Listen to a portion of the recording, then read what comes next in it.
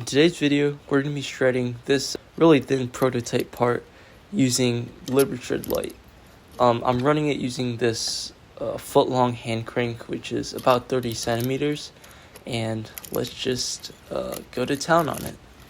So I've already made some improvements since the footage you're seeing, so stick till the end to know what I've changed and upgraded.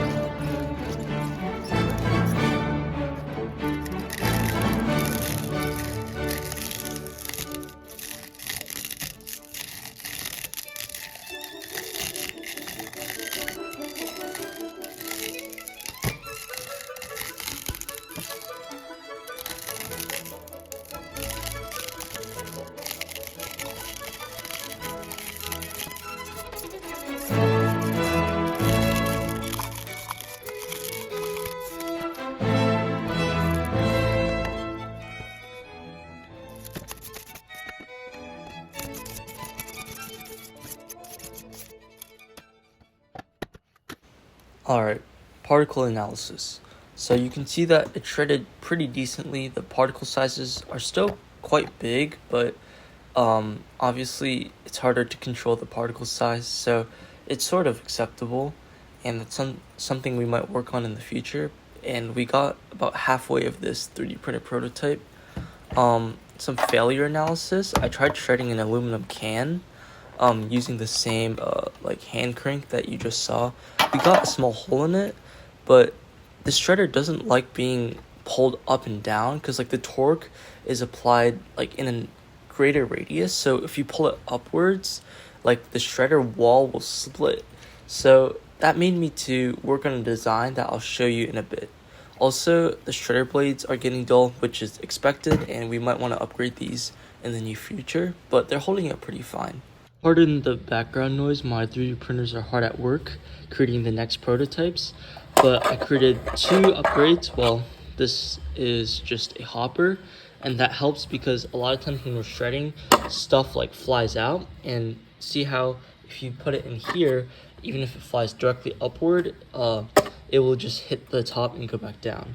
And I can definitely upgrade this and create like some vents, for example, like or a flap that closes the entrance.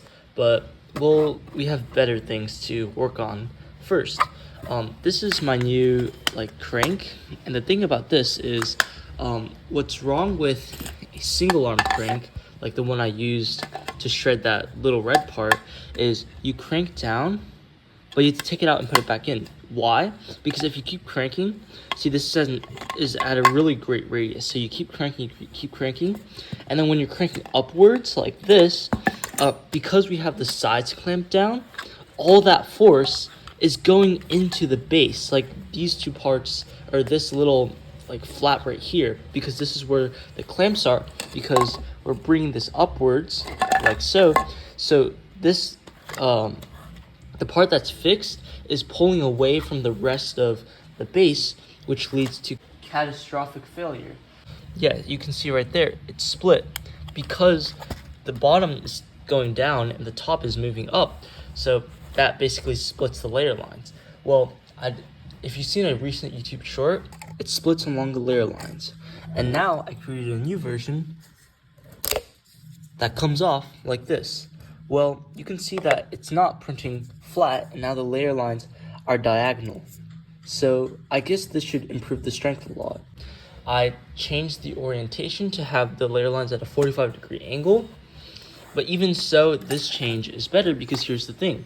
You crank this down, and then you don't need to keep pulling on this crank throughout the whole thing.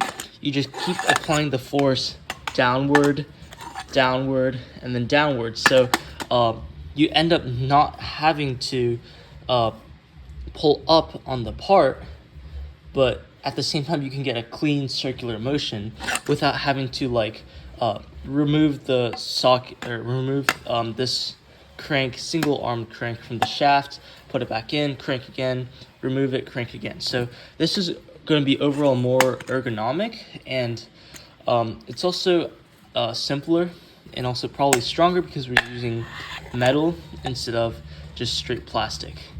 Also, one thing about this is, well, don't mind the very low print settings I've used here. It's already busted. But one thing that you might suffer from with these long parts is warping.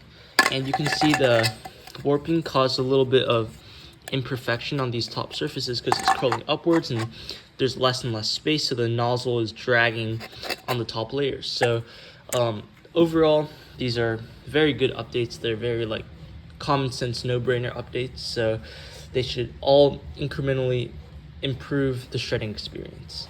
So thank you very much for watching, and I'll see you in the next one. This video is sponsored by PCBWay. Whether you need high-quality PCBs, CNC machining, 3D printing, or injection molding, PCBWay has got you covered. Their fast turnaround and great pricing make them my go-to for prototyping and custom parts. Check them out at PCBWay.com, link in the description.